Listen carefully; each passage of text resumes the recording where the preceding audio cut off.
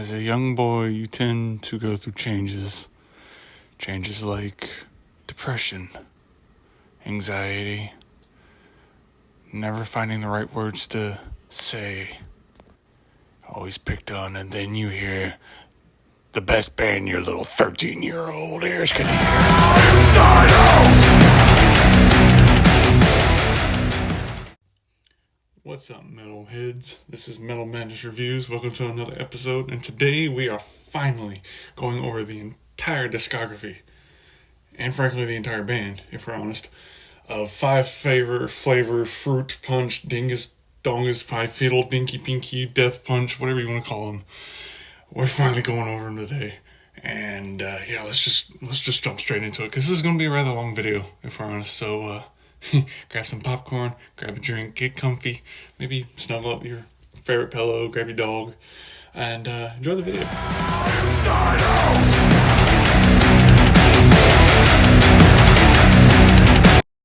Alright, so my history with the band, I was listening to my local rock radio station, and this was back in 2015.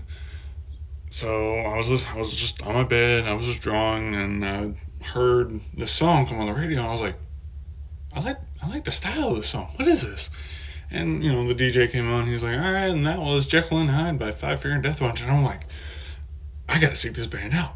I gotta know. I gotta have more of this. I love this.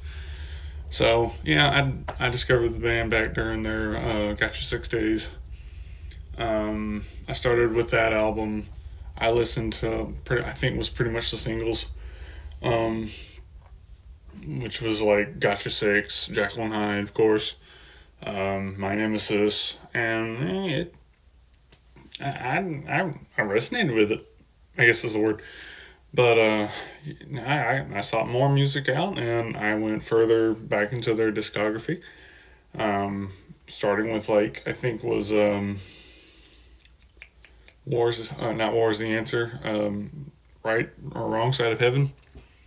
I listened to a few songs from there, mainly Lift Me Up, Cross Your Eyes, or Cross Your T's, Dot Your Eyes, that's the one. Burn MF, and I was hooked. I considered myself a fan. So there's really not much else to that. It's just I've listened to the radio and I heard them, and I was like, I gotta find more of them. So thus began my illustrious journey, I guess you can call it, with Death Punch. It started in 2015 and just went on from there.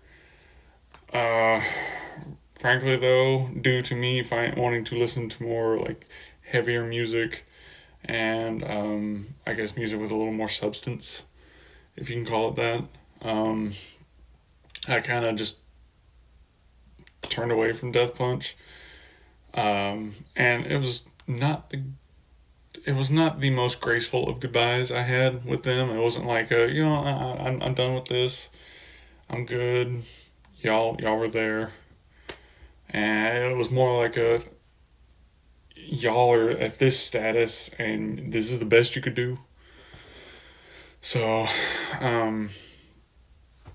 the band, like I was saying, they helped me through some dark times in my life. In fact, if it wasn't for them, I probably wouldn't be here. I was dealing with depression and anxiety and a lot of negative thoughts. There was a lot of times where I could not sleep at night just because my own head was keeping me awake. And so a lot of what Death Punch did, their music kind of helped me get out how I felt. So when I did eventually just turn away from them, I was like, this hurts, man. It was like losing a friend, if I'm honest. Most metalheads will sit there and tell you, I was like, oh no, Death Punch, I don't listen to them. They're just generic cover band artists. No, I started off with Death Punch mainly as my taste in heavy music grew. And it was just one of those goodbyes. I was like, it felt like a stab in the back, mainly. but I will explain all that as I go into this video. So let's go ahead and jump into the first album and its review. Here we go. Strap yourselves in.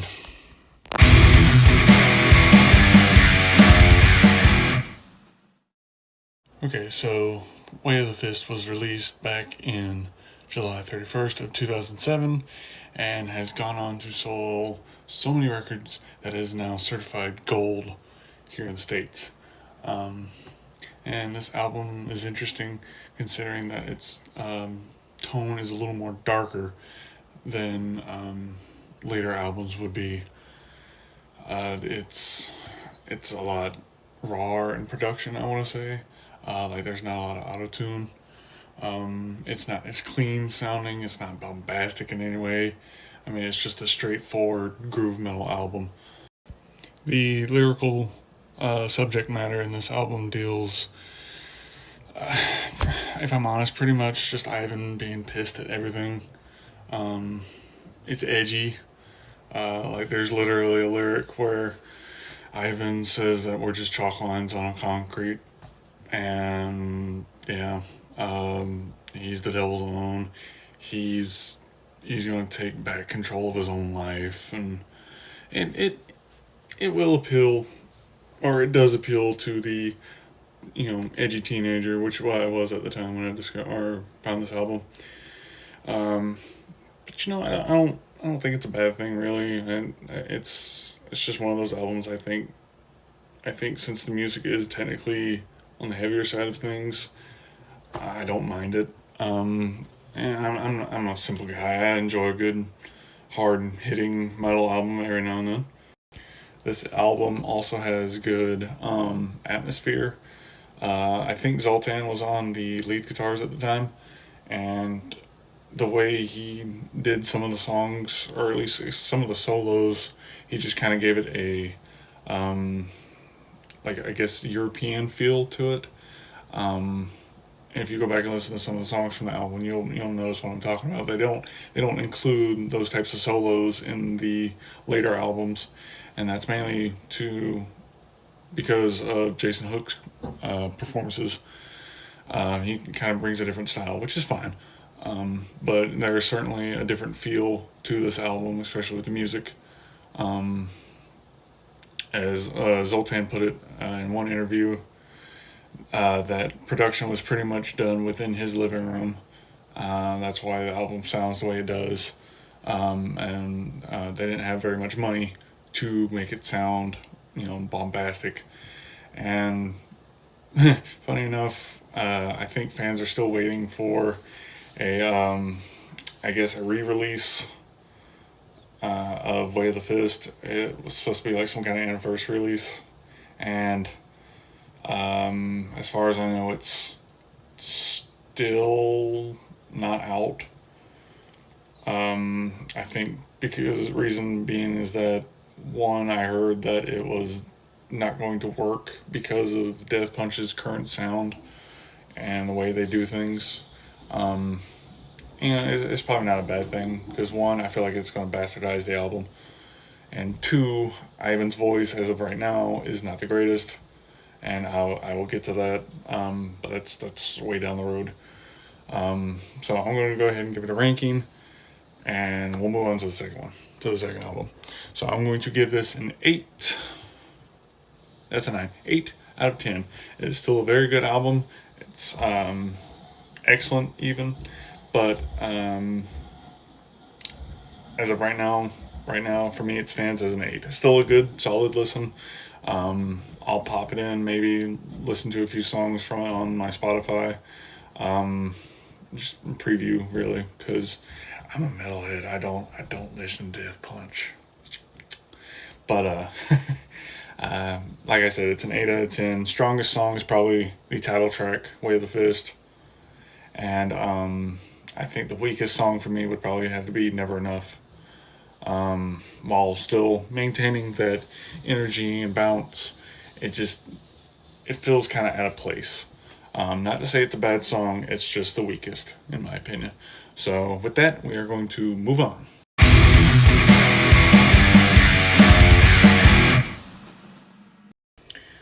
Alright, so with the second album, it was released on September 22nd of 2009. And War is the Answer is their second studio album. It is a more melodic, I guess, if you want to put it that way, release.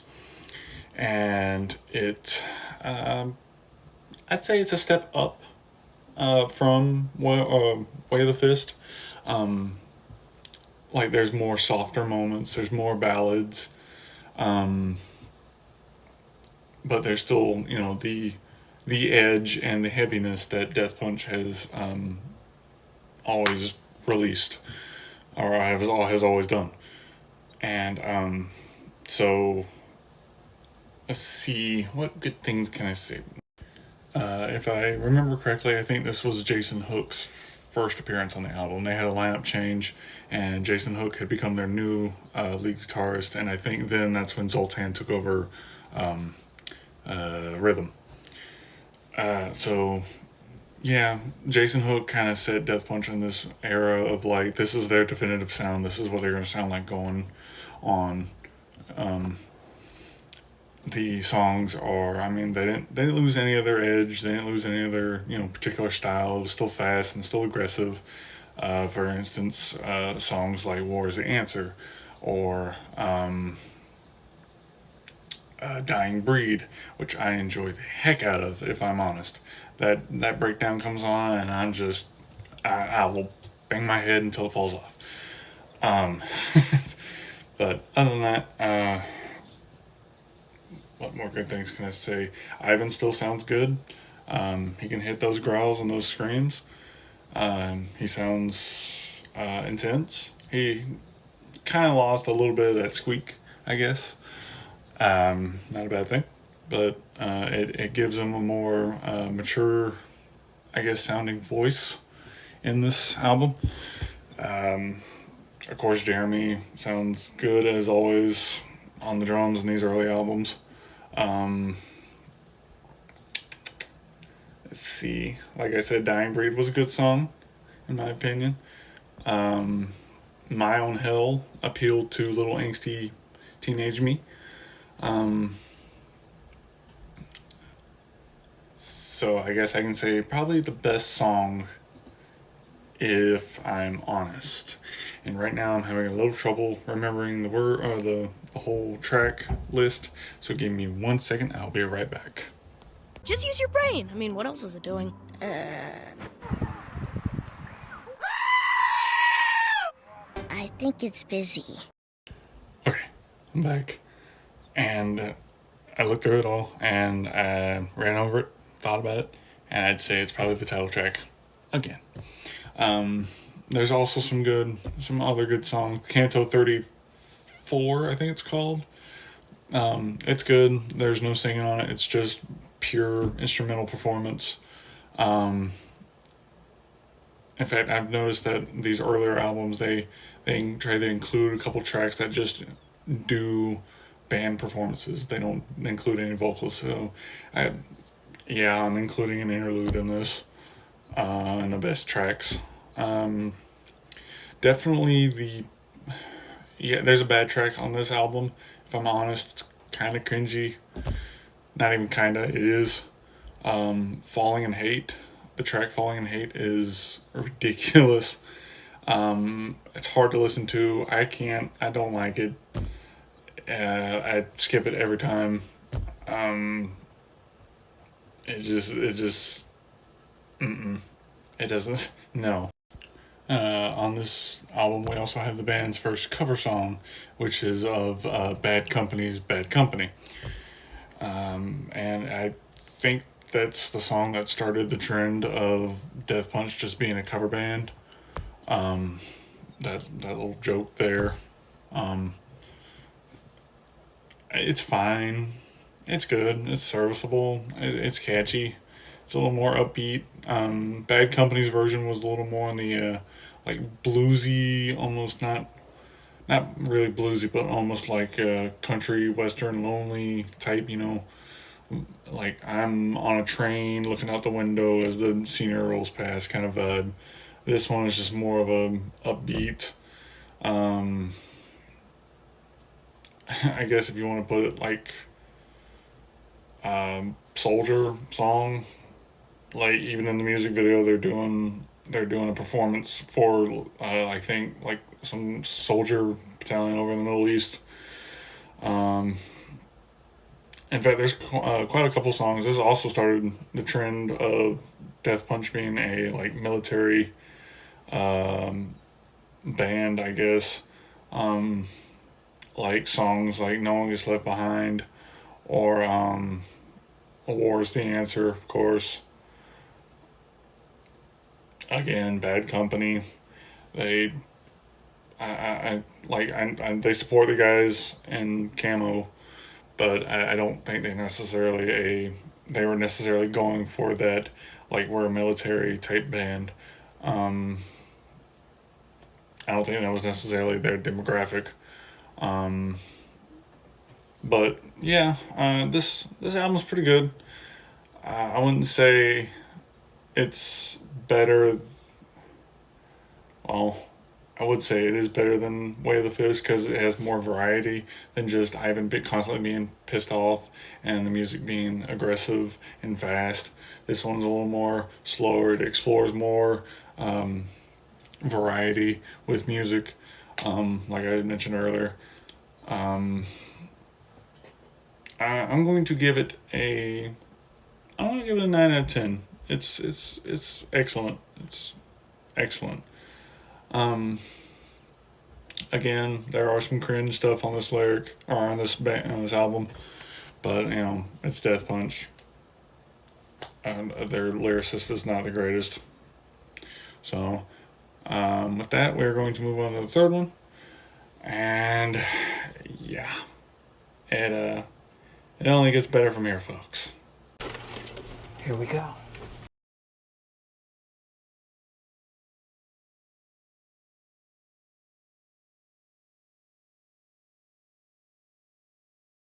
All right, at number 3, we have American Capitalist. Probably hands down my favorite album out of the entirety of their discography. Everything sounds crisp, everything sounds clean, everything sounds fantastic. Ivan's on top of things, so the guys in the other departments. Drumming sounds tight, bass, lead guitars. Jason Hook has some incredible solos here, probably some of the most iconic out of all of their songs. And excuse me if you see me drooling a bit. Like I said, I love this album. I I listen to this one probably the most. In fact, if you were to turn it on today, I would not have a problem. You would not hear anything from me. I'd probably be right in the back seat singing along with it. Probably right in your ear too. But no, just I love this song. I can't think of anything bad to say about this album. Um, I, Probably except for that one line where and remember everything, which again is probably my most favorite slow song, even though it is kind of the most tragic story wise or theme wise for Ivan, since it's a recollection on his life. Besides the point, there's a line where he says, "Forgive me," or "Please, brother, don't hate me," or something like that, "for never standing by you or being by your side." It kind of means the same thing, but you know what? I can overlook that. Um, like I said, I can't think of anything bad to say about this album. It is fun through and through, from the first song to the last. I just enjoy the heck out of it. 100 Ways to Hate, probably my ultimate rager. Um, I love the remix that they did, especially on the deluxe version. Um, if that is one thing also that I can add about this album that I don't like, is the remixes for I think it's Under and Over It, and then there's one more that they did. Um, I don't care for them. But definitely 100 Ways to Hate remix, perfection. Uh, like I said, every time I try to think of something about this album to hate, I can't. I can't. So I'm gonna give this one a 10 out of 10. It is the best. Like I said, if you wanted to, I mean, if you wanted to listen to Death Punch, I highly recommend this album. And I can't put it better than that. I'm at a loss for words. So, yeah, as short as this little section was, we're just gonna go ahead and move on to number 4.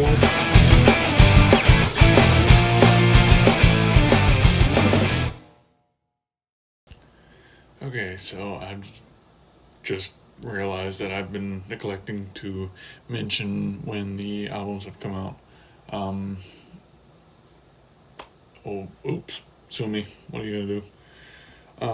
So the next albums that we have in the list are Wrong Side of Heaven, Righteous Side of Hell. They are a dual sort of album release, not entirely unknown in the music world. This was a massive project. This is probably one of the only albums that has so many guest features. In fact, I think this is the only,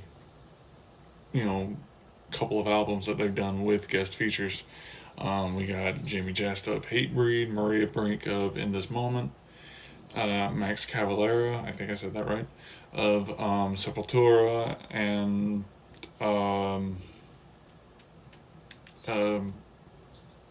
there was another band he did. He was in. I can't remember. Tech Nine of Tech Nine. Rob Halford of all people. Hats off to the Metal Gods.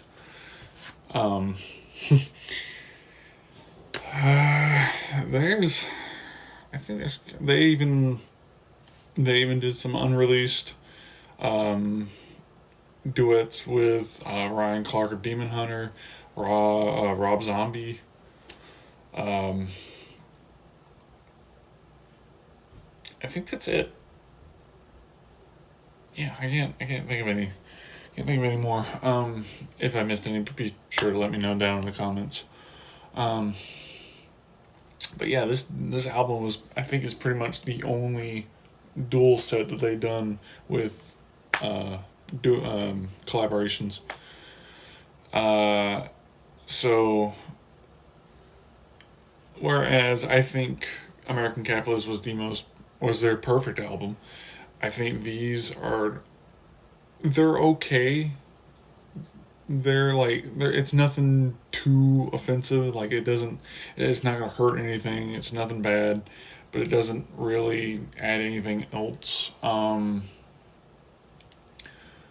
So it's kind of like, it's not really middle of the road either. They're still good albums, in my opinion. They're not up there with the level of, like, say, the first 3 were. So for the first volume, we have songs like "Lift Me Up," "I Am Sin," "Dead Man" or "Diary of a Dead Man," I think it is. Of course, probably their most famous song or ballad, "Wrong Side of Heaven," and we have "Dot Your Eyes." It is quite a good selection of songs in here. I think there's like maybe 12 or 13 minus, like the redos that they did with Maria Brink, Max, and Jamie. So, Wrong Side of Heaven was another one that I listened to quite a bit coming up, and I found myself enjoying Burn MF, Dot Your Eyes. There's a couple other ones I can't remember at this time, but I listened to them, and my little angsty teenage self enjoyed the heck out of them. But now looking back on it, it's like Burn MF. Like, yeah, it's got some heaviness to it, but it's cringy with just the repetitive lyrics. On this album, we have we have a cover of LL Cool J's "Mama Said Knock You Out," and a lot of people don't like heavy metal type covers. They think it's unnecessary. Why mess with something when it was already good to begin with? Frankly, I feel like that this cover encapsulates what Death Punch was going for, or like what this song was going for intentionally, or before.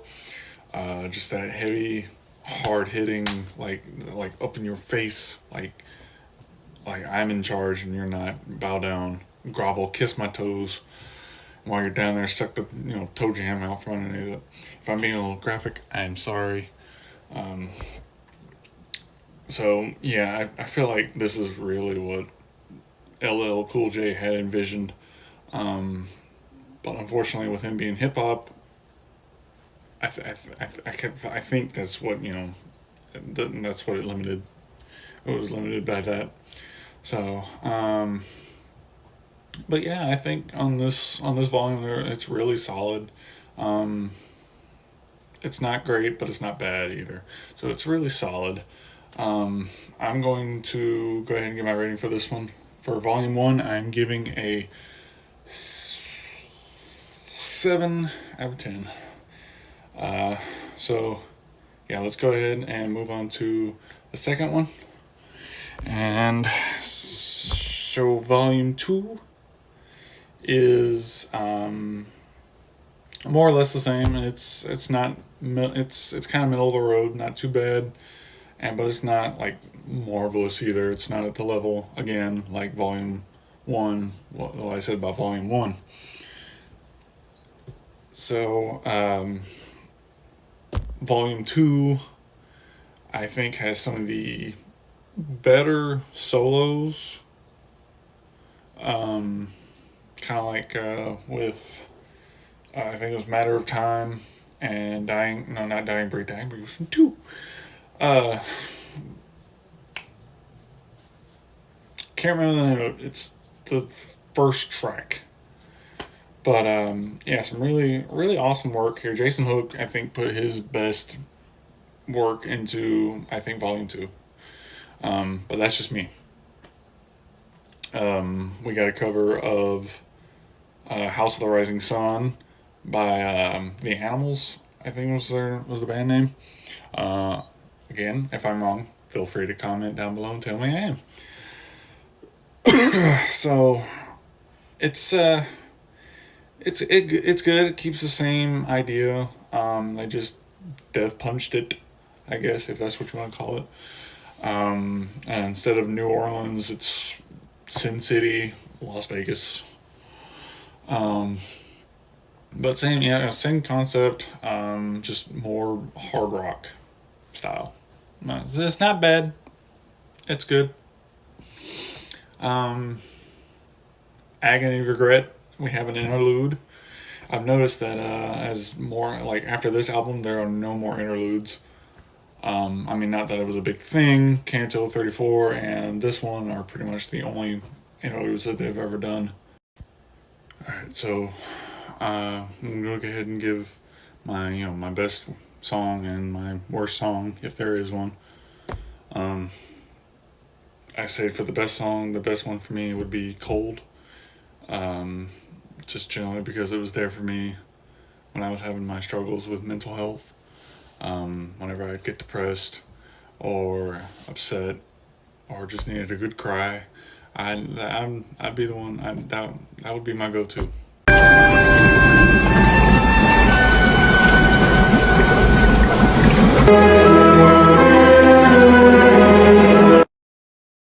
So, little fun fact. Cold is actually, I think, another song from one of Ivan's earlier bands, like way back in the 90s, like when he was first starting to get out into the scene. Black Blood Orchestra, I think is the name. So I thought it was a little interesting. Vastly different from Death Punch version. But so the worst song I'd have to say is probably Wrecking Ball.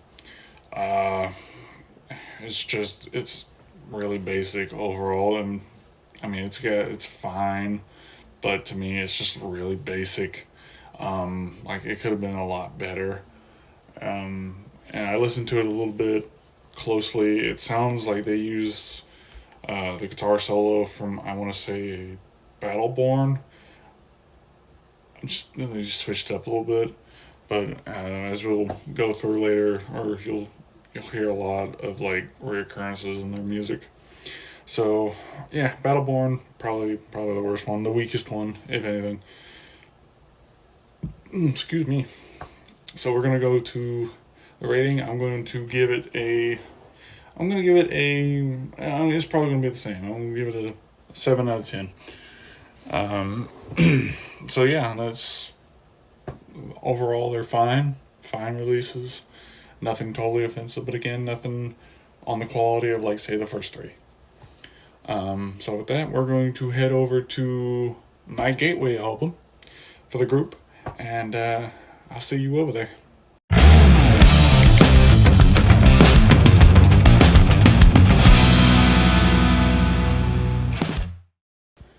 Alright, got your six. The gateway album for me. This was the album that had the song that introduced me to this group.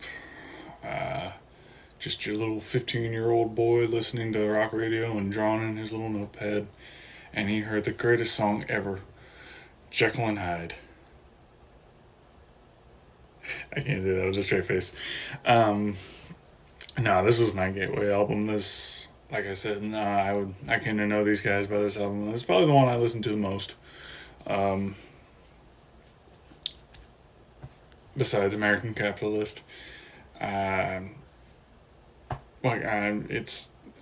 It's probably the one that most fans were divisive on. This is when they started. This is really when they leaned into like heavy radio play. I can't tell you how many times I heard Jekyll and Hyde and My Nemesis, I think it was, on the radio. But yeah, this was more of the radio friendly rock that a lot of fans came to despise from this group. And yeah, really, this album was the catalyst for that. Excuse me again.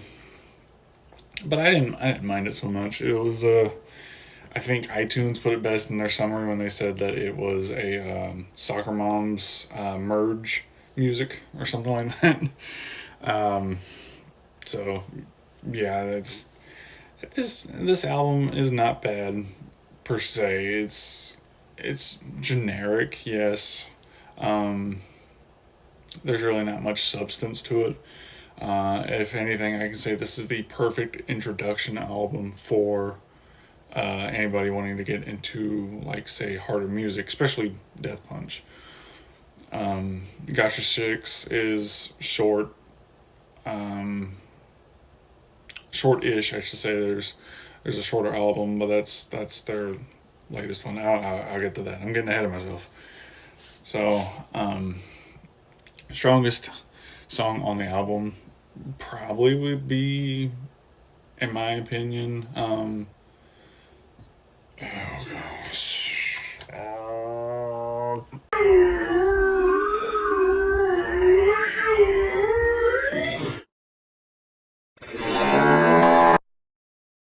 Oh, it's No Sudden Movement. That's what it was. No Sudden Movement, best track on me. In my opinion. The rest of it, I guess, is pretty much just standard middle of the road Death Punch material. I really can't say anything more about this, except maybe if your little cousin or little brother is wanting to get into, like, say, heavier metal, start with this album.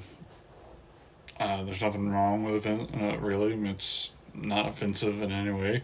Unlike the next album we're going to talk about. No, if I had to give it a rating, I'd say it's a solid 5 out of 10.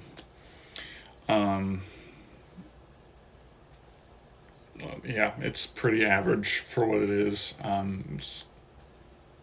Give it to your little cousin for his birthday. I don't know. So yeah, I mean that's all I've got to say about Gotcha 6. Let's go ahead and head on to the next one. I'm sorry.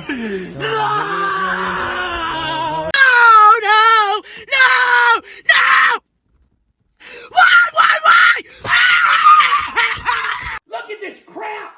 This right here is absolute garbage, son! This is the worst.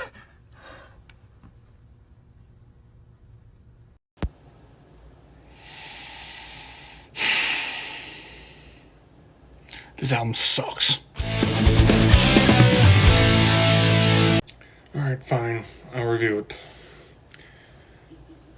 I've stated before that this is the worst album in my opinion, and I'm not going to change my opinion on that. Frankly, I don't know what was going on with this album's release. I know the band was going through some legal trouble with their record label. Something about, I think it was that they didn't want them to put it out, or it was too early, or something like that. I don't know. Again, always, the story's always on the internet, just look it up. But, yeah, no, I don't know what the problem was. Everybody just sounded like they could not care. But the only person that really sounded like they cared was Jason Hook. Ivan Moody's vocals are just groaned out like through every song. About the only one that I would say had any effort really was Trouble. But yeah, Jeremy Spencer couldn't give a crap. He went from a drummer who could do like some fancy like drum, what do you call it, segues. He just, I don't know what it was here. He did not care. It was just 1 2 1 2 boom boom boom boom 1 2 1 2. I don't know if that was a product of just the way they made the songs or what. I don't know. But again, I don't think he cared. As we come to find out, this was his last album that he was on.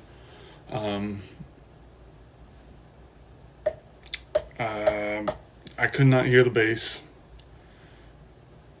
And yeah, Zoltan was just, of course, there. But that's the whole thing. It's just they were just there. They just crapped something out and called it a day. But yeah, we got 2 cover songs with this one, with this album. We got The Offspring's "Gone Away," and I'm probably gonna screw this guy's name up. Kenny Wayne Shepherd, his cover of "Blue on Black."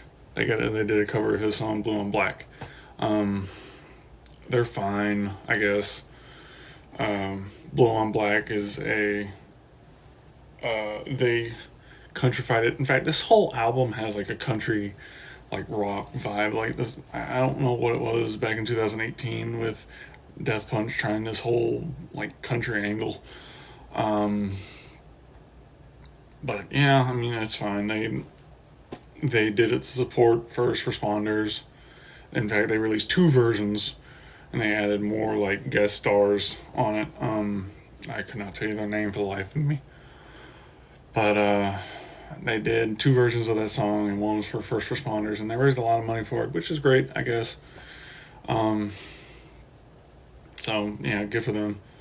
"Gone Away" was aimed towards service members, and it was very dramatic, very, very bombastic.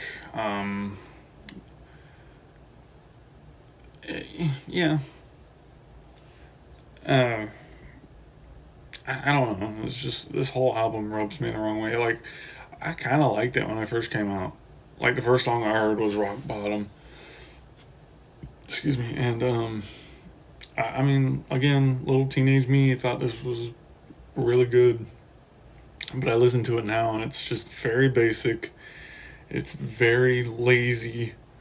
There is no passion whatsoever behind it, and frankly, I can see why why the record label wanted this album to stay back or not be put out. It's just very crappily done. Now, is it like really bad to the point where it's not listenable? That's a matter of opinion. Like, there's a couple songs I might listen to from it on every now and then, but that's like every once in a blue moon. Again, the cover of like "Blue on Black," I might listen to it. "Trouble," maybe, but other than that, no. This album is skippable. You're not missing anything. Yeah. This is a 1 out of 10. It's the worst that this band has put out, according to me, anyway. You guys might think that all their releases are bad, but to me, this is their worst release. But yeah, Jeremy left the band, and that was the last we'd see of him with Death Punch. And I mean, I got nothing else to say. It's a bad album. Don't listen to this one. Don't waste your time. Waste your time with something else. Yeah, let's go on to the next one.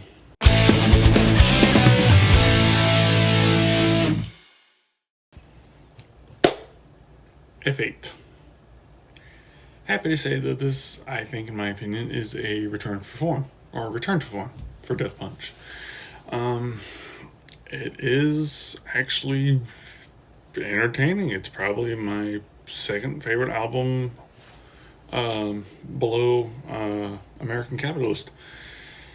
This album sees the arrival of Charlie Engine, I think is what they call him. I don't know the guy's last name.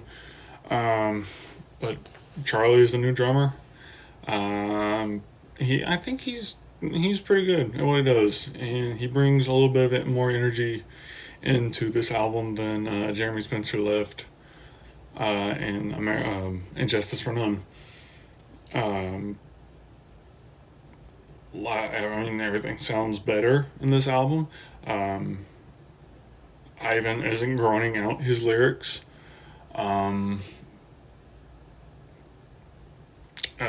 Jason sounds good. In fact, speaking of departures, this was Jason Hook's last Death Punch album, but he still I feel like he still put his heart and soul into this last album. Ivan, the song structures. This is a funny thing, as you'll see in the next segment.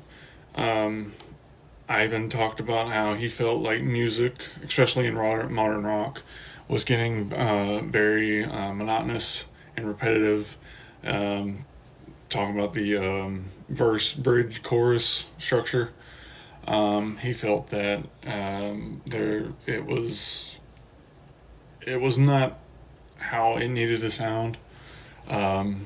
So he didn't like that, so he wanted to go with more of a different structure in these songs, and that's apparent with songs like what's it called? Oh, it's good. Bottom of the Top, where it seems like it's going at its normal pace, and then it goes into like a nice like sing or sung part of the song, and then it breaks down into like, I guess, a breakdown, if you want to call it that. But I mean, yeah, it's not the general like verse, bridge, chorus structure and then song ends. It's not like that. There's a little bit more variety to how these songs are made. But yeah, I'll get to the funny part in the next segment. But yeah, I mean, everything sounds good. The album is entertaining. Everybody sounds like they're doing their job good. There are no covers in this one, funny enough. There was at one point where I saw a song, Scar Tissue, which, if I'm not mistaken, is a Red Hot Chili Peppers song, and I was kind of glad that we did not get a Death Punch version of that song, because that would have been really awkward. And hearing Ivan Moody talking about girls and push-up bras and stuff like that that doesn't fit.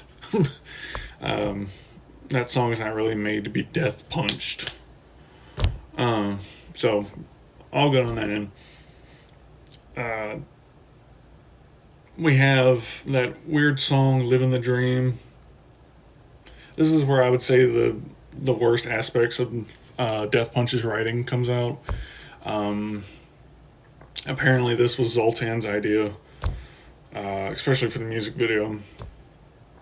But yeah, where it was like talking about anti-maskers, because this came out whenever COVID was pretty much entering the U.S.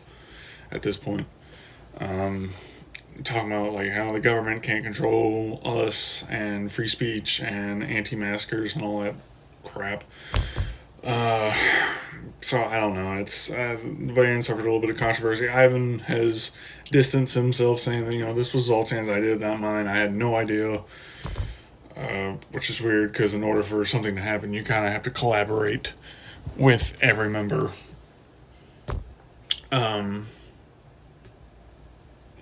But I mean, other than that, it's just some of the writing is some of the lyricism is a little bad. Yes, like Mr. Universe is not necessarily a person, it's not a person. It's a title. But the way that Ivan uses it in the song "Living the Dream" is in this like term of a person. So, other than that, writing is 50-50 for me. Other than that, it's a perfectly fine album. In fact, I liked it better than I'd say "Got You 6." There's not much I can say about that. It's yeah. That's really all I gotta say to it. It's good. It's good for what it is. So I'd say the best song would probably be "Bottom of the Top," which has sort of like this Iron Maiden-esque feel to it, the way it starts off. Again, yeah, the writing is 50-50 in the song. Talking about wanting to be one of the cool kids, and then the dumb expletive. I'm not going to say it. But then, yeah, I don't know. But yeah, other than that, it's a good song. I like it, especially that breakdown. That's it. I think it's what Death Punch should have gone for, and some of their more. I think they should have tried to do more of it in some of their other albums. But the worst, or not the worst song, but probably the weakest song would be "Living the Dream." Not that it doesn't fit in the album. It's just, it's got a good, like, I guess, rhythm to it, and Ivan sounds good in it, but it's just, I don't seek this album out to listen to or "Living the Dream." That's just me. Other than that, I think I'm going to go ahead and rate it. I'm going to give this one a 6 out of 10. I was originally going to give it a 7, but I feel like 6 is decent enough. Above average, if you will. Hopefully the next album is just as good. Right?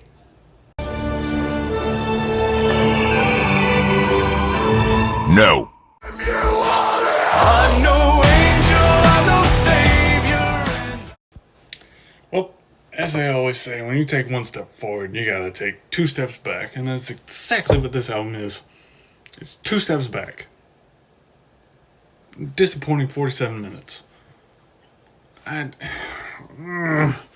really wanted to like this one, considering that when they announced who their new guitarist was, aka Andy James, aka one of the greatest, in my opinion, guitar players of the modern age, when they announced that this man was going to be their new lead guitarist, I about crapped myself, if I'm honest. I'm like, holy moly, really? Andy James? You're going to have Andy James in your band? Oh, no. No, I swear, they sat him down and said, look, this is what you can do.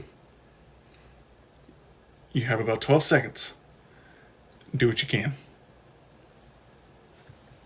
That's it. Now, of course, I'm being dramatic. Yeah, he had longer solos, but needless to say, when I first heard this, the first single off this record, title track for Afterlife, I was disappointed. Guitar solo was underwhelming, to say the least. So that wasn't a good sign. That was red flag number one. Not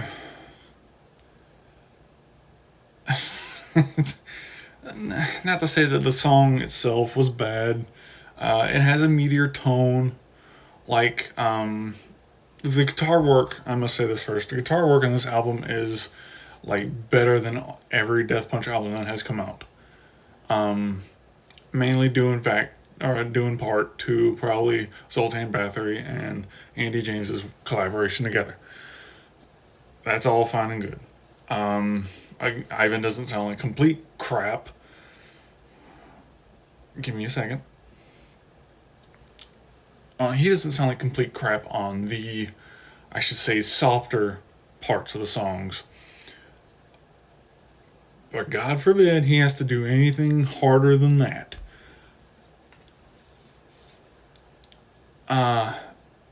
And like I said before, with the first segment, talking about Way of the Fist, I feel like that their current style right now would bastardize this album, bastardize the album if they ever redone it to fit with their modern sound.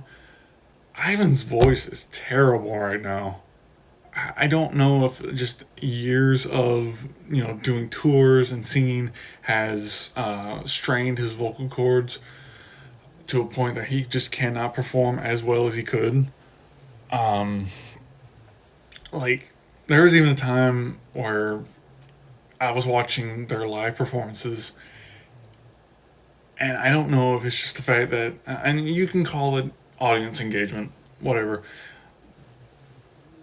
But, as a performer, I feel like you ought to put some work into what you're doing. But I'll come back around to that.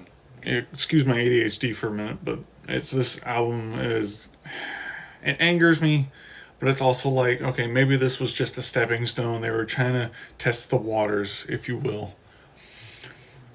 But I don't know. Just as a performer, I think you should put in effort to sound good and to do good on stage.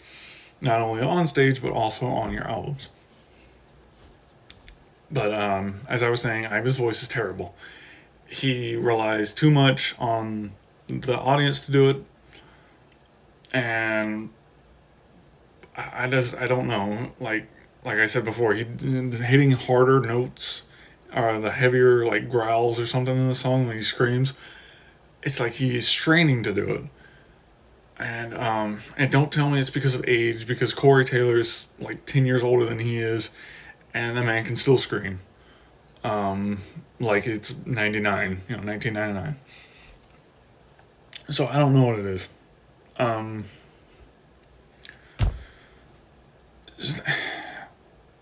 don't know. I feel like they were kind of going through the motions with this one. Like usually this should have been like a comeback album. This is like, okay, we are here again. Yeah, I screwed up in the past. I've been involved in many alcoholic situations, and my image did not look good. My band has been accused, or people have been accusing my band of being mediocre and just not doing anything good. F8 was us testing the waters. Here's us diving head in. I feel like that's what this album should have been. In fact, or what I was trying to say was no. In fact, this is not what that was. This was just them pushing something out again. Not as bad as And Justice for None, but this is just them pushing stuff out. Because I have a theory. I think that Death Punch has entered that state of Metallica level of fame. And what I mean by that is that Metallica will put out something, and they don't really care how it sounds. or how it registers with other people, because they know that their main fan base will eat it up. And I kind of feel like with them reaching this level of stardom, which they pretty much have, they're like the second biggest rock band under Metallica, according to some news stories that I've seen. They, so yeah, this is just Death Punch doing basically their best impression of Metallica. They'll push out something, and they don't really care how it does. They've made their money, and they know their main fan base is going to eat this up. So, the reason why it was disappointing to me was because really, if I'm honest, there was only 3 songs off this record I really liked. And that's just because the energy was there. I mean, it didn't sound like they were just doing it to, oh, fine, okay, another song, click. No, I mean, it sounded like they put some genuine effort into these songs. That one being the title track, Rolled Them Bones, still the stupidest song name I've ever heard, and Gold Gutter. Why they didn't call it just Foot in the Gutter, I don't know. I'm not them, so forget it. That has better energy than the rest of the songs. The end, I would say their ending track has grown on me a little bit. Although it starts off like Nickelback's Saving Me. And if you don't believe me, go and listen to the beginning parts of those 2 songs. You'll see what I'm talking about. In fact, a lot of their stuff, as I mentioned before, starts to sound eerily similar, which kind of puts them into that label of being the Nickelback of hard rock or of heavy metal. They Welcome to the Circus being a good example of that. If you go back to Injustice for None and listen to the deluxe version of that album, Bad Seed, you'll notice, if you immediately stop that song and go and listen to Welcome to the Circus, you'll notice that it sounds like just like that. And yeah, I mean, even as stated by Ivan in the first lyrics, funny enough, welcome to the show, it just kind of sets the tone for the whole record. It's like, why even try this then? So, the whole thing has become one big cliche, and maybe he's aware of it, I'm not sure, but I highly doubt it at this point, considering that it's just a bunch of buzzwords stuck together. And by this time in history, I was tired of listening to Death Punch whine and complain about the same old stuff. I was tired of listening to Ivan complain about how he's misunderstood, but he's also angry, so don't piss him off.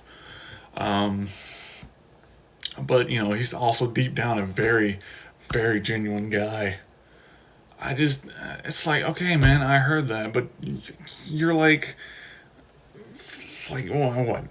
Mid-40s? Late 40s? And you're still complaining about... You're still complaining. You're still talking about the same stuff. You have not grown.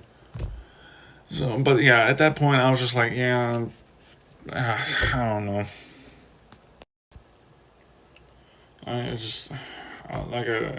This whole album just is disappointing.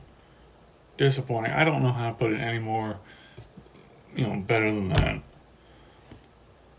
This album is it's got good parts, but it's very far and few between. So, and just, like, the song Afterlife has a good sound. It's meteor. But then you get the songs like Judgment Day, and it's like, did Jeremy send you a sample track? What's going on here? And that's another thing. I don't get what the whole thing was about this Judgment Day song. They tried to push this song really, really hard. I don't know why. I mean, it's not like they're gonna play it in any of the other live shows. I mean, like, search up Death Punch if you want to live, and you will see that they really do not do anything with Judgment Day. I mean, or they made the original version, and then they made an acoustic version, and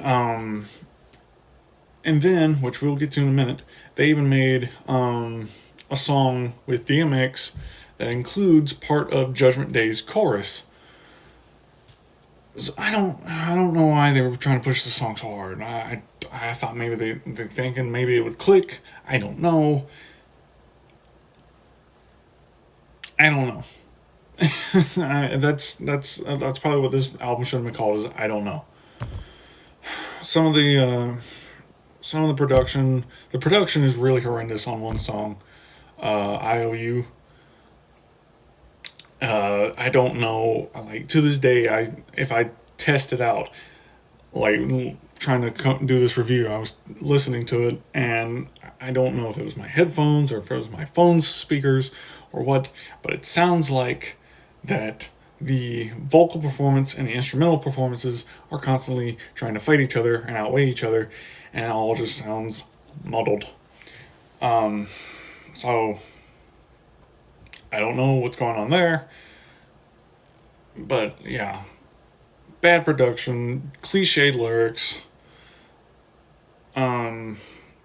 Just overall, this kind of feels like, again, they were trying to test the waters, but then they, instead of dipping all 10 toes in, they just dipped in one.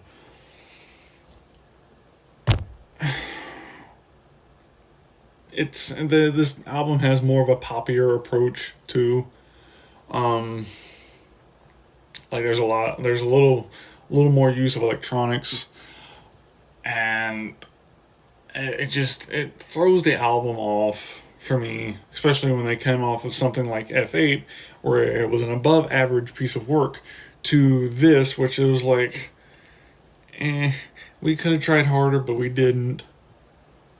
I don't know.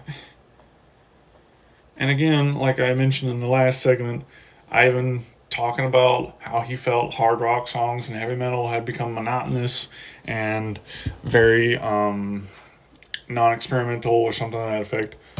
And but in this album, he just abandons it all. He just goes right back to the same first bridge chorus structure. After that, small solo, then this end. And so, yeah,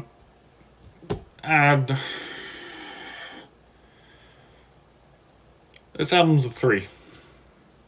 I'm giving it a 3 out of 10. It's poor. And there's no excuse for this. If you're going to have somebody like Andy James in your band, please, for the next album, let the man do what he does best. Go back and listen to some of Andy James's best work. In fact, his album CSIL, I think it's called. Correct me if I'm wrong, but that's about the closest you're going to get to a Death Punch-esque sound. But yeah, I just let the man do what he does best. I even work on your vocals, man. I'm not a singer, and I don't do these things on the regular, but just work on your vocals, man, because I know you're better than this. I'm just rest these up or something. Take a few years off.